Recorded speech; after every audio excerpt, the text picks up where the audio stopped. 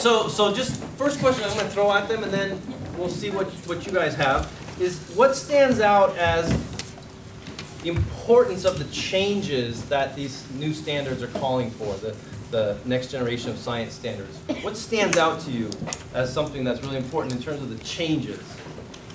So any of you can start? Well, the thing that jumps out to me is this idea over and over that you're not just learning facts out of a book, but you're doing science the same way scientists do. And I think that's just awesome. I agree. In specific content, there's a lot more of planetary science. So it's not just Earth, but planetary science. So that's a big change, I think, for a lot of teachers, an area where we're going to need to learn more. And then I think the other thing is adding in the engineering perspective too. So it's science and engineering from the beginning, from preschool forward, is a big change.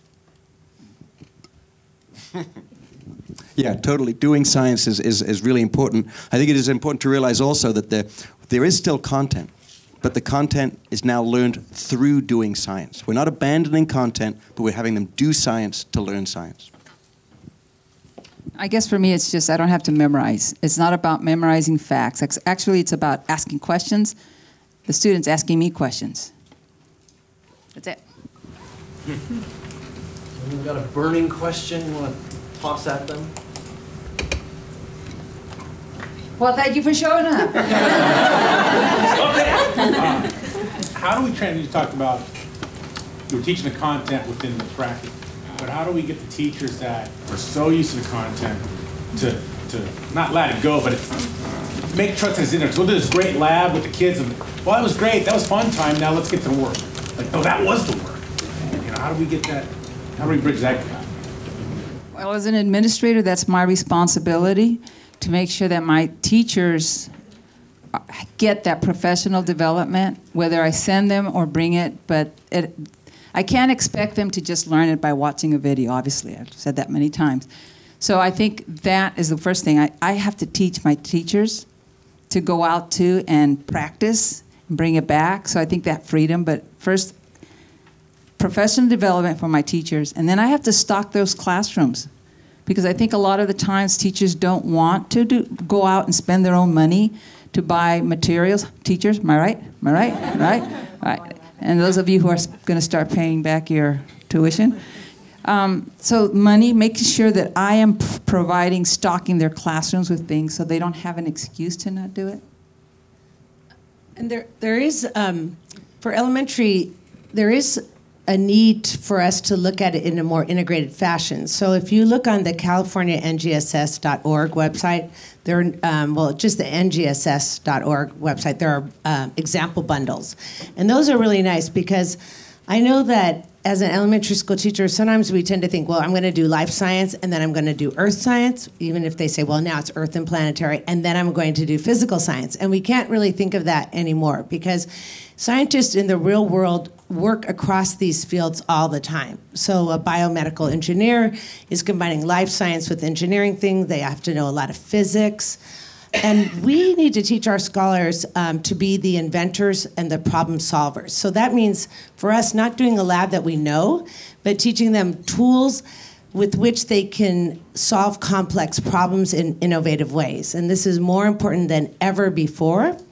And so that's a big shift. So to get teachers to do that, we want to show them the boundaries of the new standards and really get them to do some hands-on things themselves. And that's why working together, like my team, you know, prepping these hands-on experiments is hard, right? And that's what stops people. It's hard to do labs. So what we came to do is rotate. So I prep the lab for all 3 classes 1 week, and then my colleague the next, and my other teammate the next. And it really frees it up. And we don't necessarily go 1, 2, 3, 1, 2, 3. I say, I like 2 and 3 and 4. You wait and do 5 and 6 and 1. And we're flexible that way just because we're like scholars, right? We have favorites. We have things we like to do. I think if I'm understanding your question, you're talking about some colleagues who will want to make sure that the students know every stage of mitosis. They still think that's the important thing. Because the argument will be, you're going to send them off to college, and they won't know the material. That's right. Even though they got it in the phone. I have colleagues just like that. I know what you're talking about.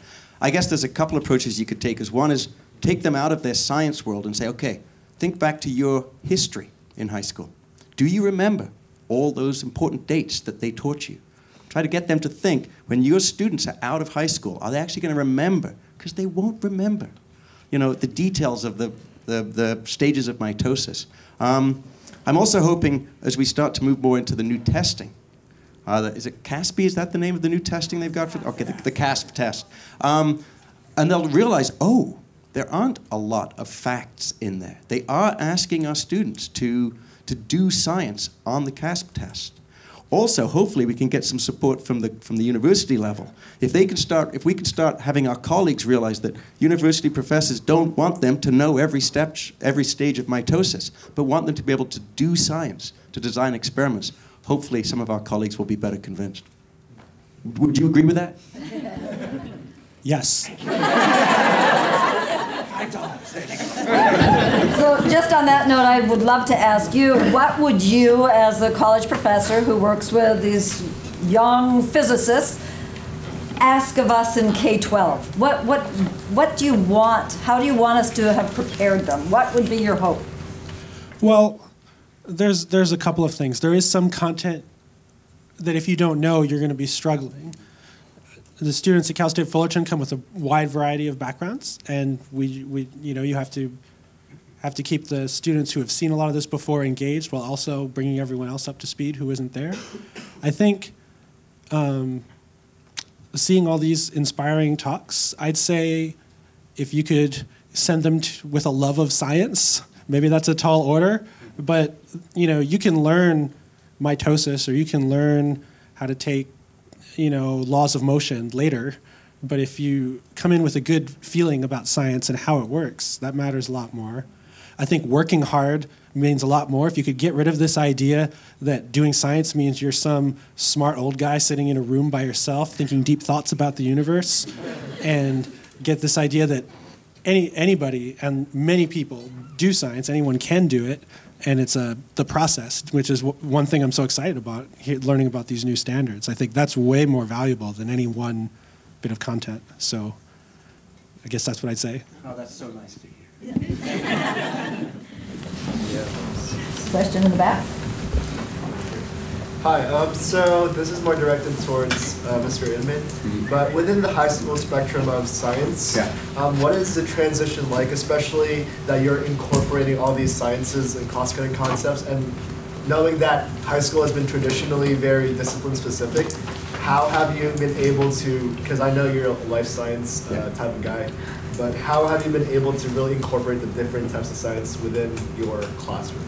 Well, it's funny you should ask that, because that's an ongoing question that my district, at least, is dealing with right now, and I'm wondering if it's the same for other districts, is trying to decide, are we going to blend everything together, or are we going to keep them in our separate silos, so to speak? And I think the most important thing is not so much whether we teach them independently like that, but we try to make the connections between them. And that's where the cross-cutting concepts strand is so important, we go back to these cross-cutting concepts again and again so that they realize what they're learning now. Oh, it does connect to what I've learned in other classes. So I'm not going to come down on one side and say that it should be taught multidisciplinary or multi-science disciplinary or into separate sciences, but whichever way you're teaching it, it's important that the students realize that what they're learning now in one science is connected to what they're learning in other sciences. Does that answer that at all? Yeah. Cool. Others?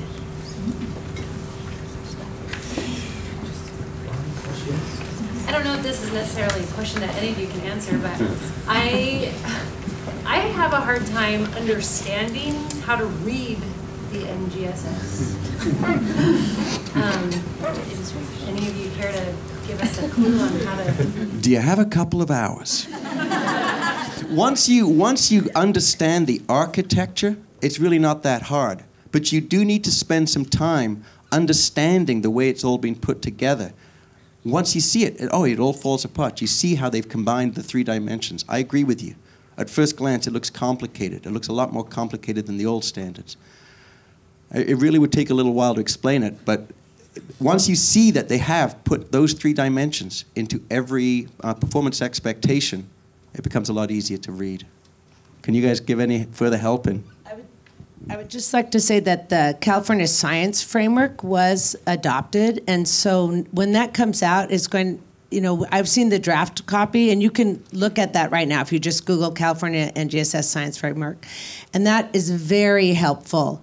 There are narrative sections that really show the shifts and ideas, sample lessons, and wonderful appendices for all learners, for children with special needs, for English language learners. And so I would go to the framework first and then pull back out. But we've been on this journey, all of us here, for about 4 years, going on 5 years.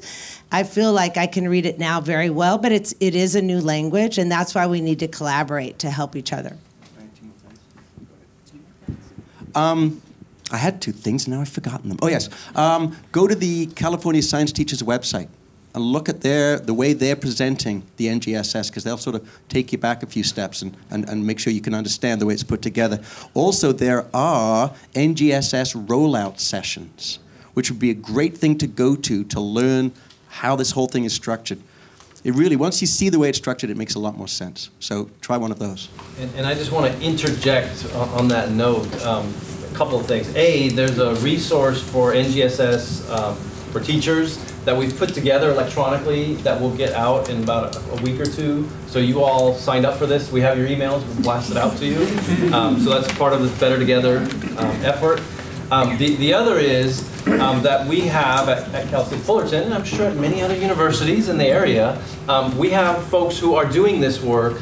Just as at Discovery Science Center, Janet was actually one of the authors of the framework, right? So Antoinette Linton, just wave, a colleague of mine in secondary ed, she is our resident science education expert. Those of you in the credential program and single subject know her, but she also has some resources that can help you with digesting, processing the framework. And what I love about what you just shared and what was inside of your talks is that this idea that teaching is not about taking all my knowledge and now I'm going to throw it all at my students and hope something sticks, right? So it's not just shifting what we're expecting of our students, it's how we as professionals act with each other and within our profession that we're always learning, right? So I love the quote from, I don't even know which of you, I think you all said it in some different way, we're all learning. Wow, I learned something today. I learned about the moon phases. I learned something about gravitational waves I didn't know. I learned something. That is what a 21st century educator is about. It's about being an excellent learner, so we're helping our students become the same. So, other questions? I'd like to, in addition to what my colleagues have said, I would like to make a connection. Academic discourse right here. So noted. Thank you. Don't be afraid of it. Janet was the one who taught me not to be afraid. I would ask Janet a question because I really didn't understand science. But give me everything else but science. But Janet had this way of presenting, and I still didn't know what I was doing. But I could ask a question, and I knew from Janet I was never going to get A, B, C, or D. And when I learned that, I kept asking more questions. And I asked more questions. And Janet would go like this. Well, what do you think? What do your neighbors think? Let's dig into this. So I knew that it was okay to ask questions, so I just wanted to come up with another question. It was a safe place to do that. And so when my students can ask me a question, I do the same thing. Go, well, what do you think? What do your neighbors think? And I think we as teachers need to take that same approach that we're asking our students to take this leap into the new science. Same thing, just take a leap into start somewhere, and it'll build. And know that no one is an expert right now, but you will be. Right? If you go to Cal State Fullerton, you'll...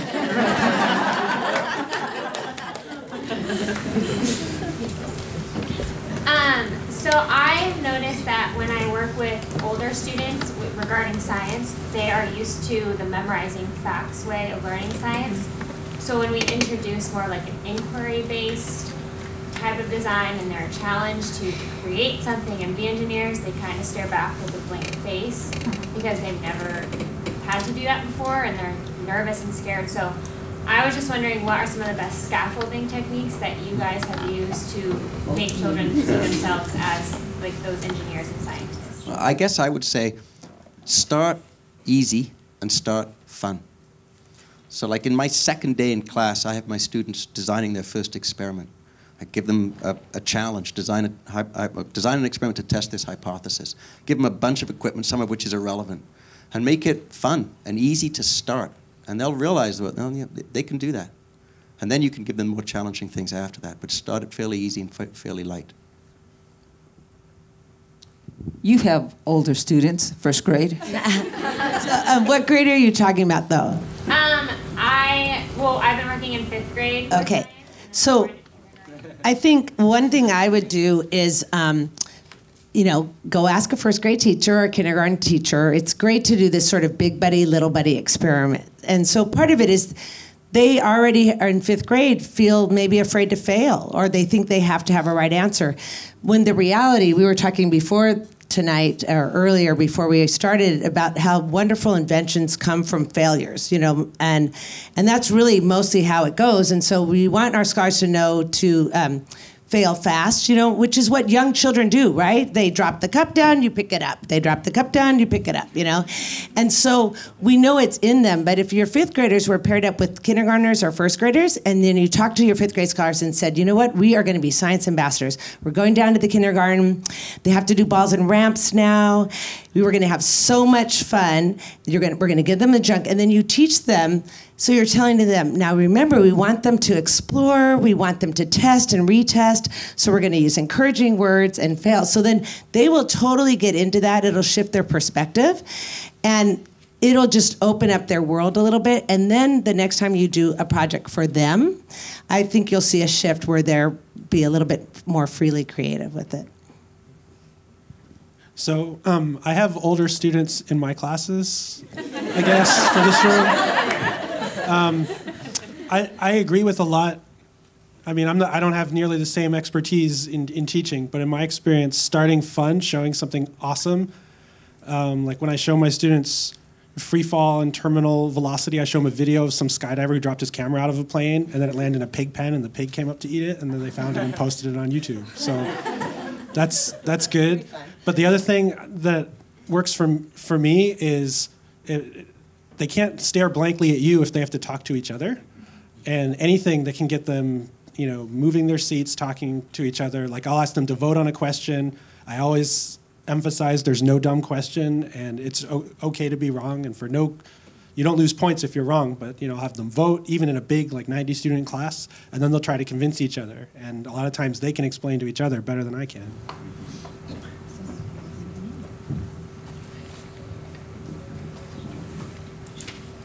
I know my 5th graders, are my tacit people here?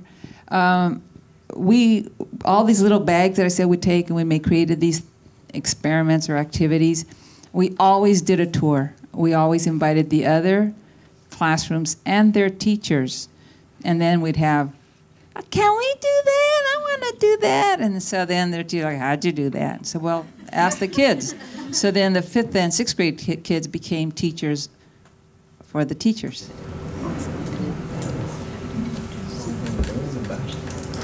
Yeah. So I'm from Japan, a science teacher. So I've been elementary school and then junior high and senior high. So now I work for the university biology teacher. So I'm very impressed by this meeting. So everybody's so energetic, and please give some comment because usually I feel it's very difficult to teach my students because usually I not teach, but I want them to think about the issue of the scientific issue. But they ask me the answer usually. So how about in United States? Oh, the same or not the same? They want to think more and more, or so I want to think. I want them to think, but it's very difficult. They want to give the answer. They want the answer from me. I think one of the things to try is to use something like project-based learning, where there is no right answer. So you say, I can't give you the answer. There is no one right answer.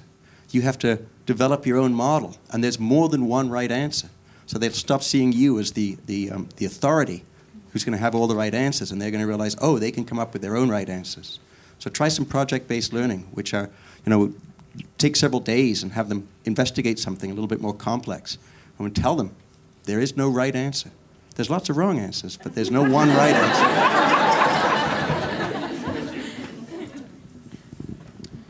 Yeah, I really agree with that. I think for those cases where there is a right answer, it's important that they, like I love those examples that said, gather evidence that supports this. Sometimes there is an objective reality and there is a right answer, and sometimes there isn't. And for those times when there aren't, choosing yourself how you want to do it is awesome. And for those times when there is one right answer, and we really have learned something, seeing the evidence and the thought process and how you got there is way more important.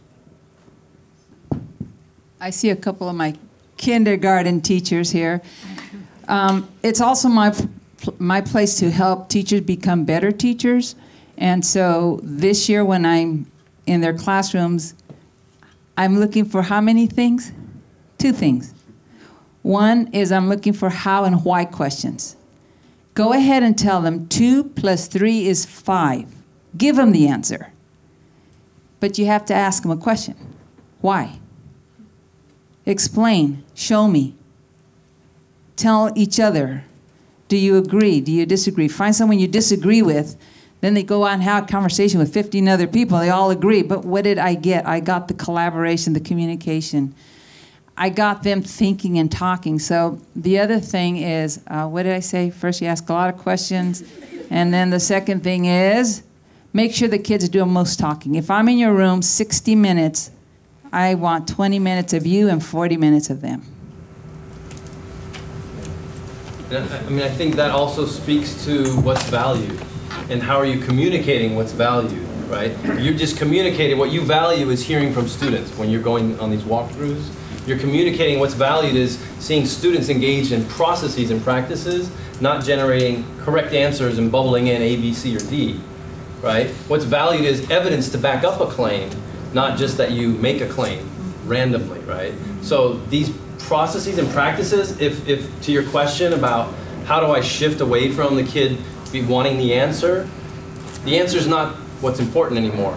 The answer is on Google, right? Google knows everything, or Watson in your case, right? These machines, we've given them all this knowledge, but they don't know what to do with it. They don't know what sense to make of it. So how are you valuing those processes and practices in your classroom, and how are we valuing it in our education system through assessments?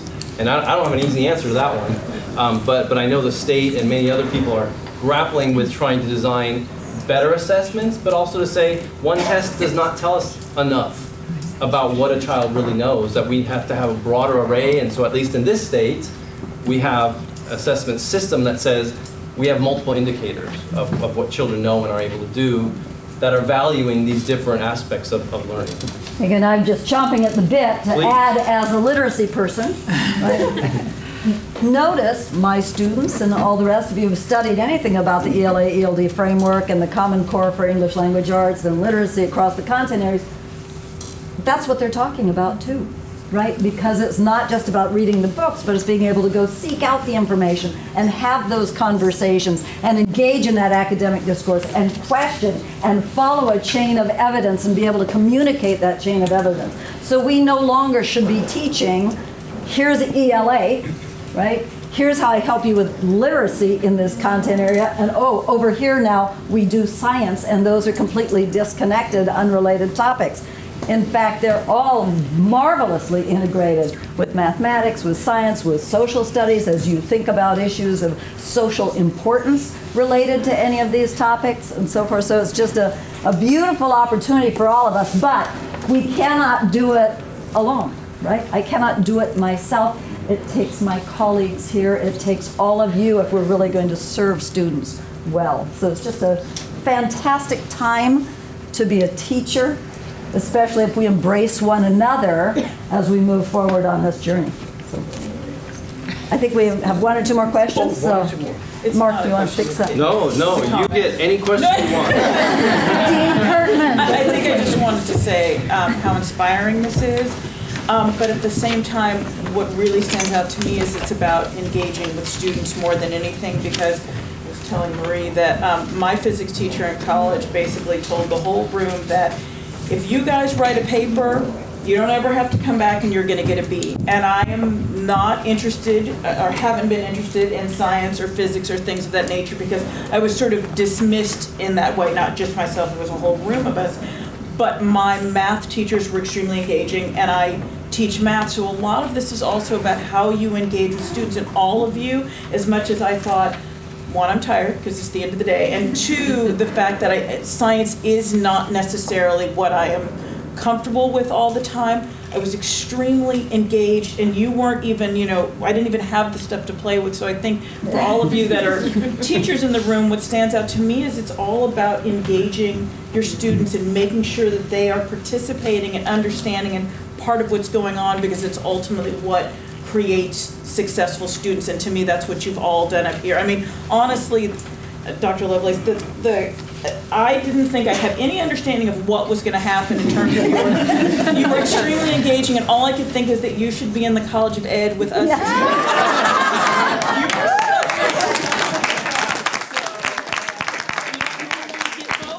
get one or the other, and you just blew me out of the water. So I just wanted to say thank you to all of you for all of your inspiring conversations.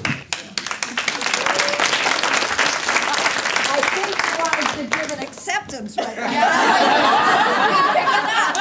So, my dean is looking very hard at me, so I don't think I could say, I don't think I want to say anything about that, but I did want to really strongly agree with you. My college physics professor, in the first class where a lot of us were realizing, oh, this is really hard, one day he took me aside and he said, you want to know the secret to teaching? It's caring about your students. And without that, nothing else matters. But if you care about your students, and you put in the effort, then they'll learn. And I wish you'd had a physics teacher who believed in that. I did, and it really had a strong influence on me. And I try to be like that. There's just one thing I'd like to say, say you didn't have a good experience with science growing up, and you love literature. Much as I love to teach hands-on science, I love teaching reading. I love teaching writing. But I can tell you, especially for second language learners or impoverished children, if you want them to read and write, do some hands-on science. Because you know what? They will not stop talking. And after you talk, you learn to write what you're talking about, and you want to read those words. And I have worked with scholars that are second language learners, and they have done hands-on things with circuits and outperformed their ELA scores. So on the Science CST, they get a higher score than they do in reading. Why? Because they have that memory, that physical memory, so that when they're trying to decipher the written science test, the old CST, and looking at the diagrams, they muscle their way through it. They persist. And that is so inspiring. And you know what? You can watch a video. If you don't know how to do the circuit, you think, and why should you know? Why? Because your power's going to go out. You should know about circuits. I should know about the moon. And do I know more about the moon now since I was teaching it? You bet. Do I look up more? You bet. Do I know more about the planets? Of course. Will I know more a year from now? Yes. And is that fun? Yes. Learning is always fun. On that note, play ball! We have a few final things we'd like to say. One of them is thank you so much for being here. We always enjoy our time with you. Another is please thank this wonderful group of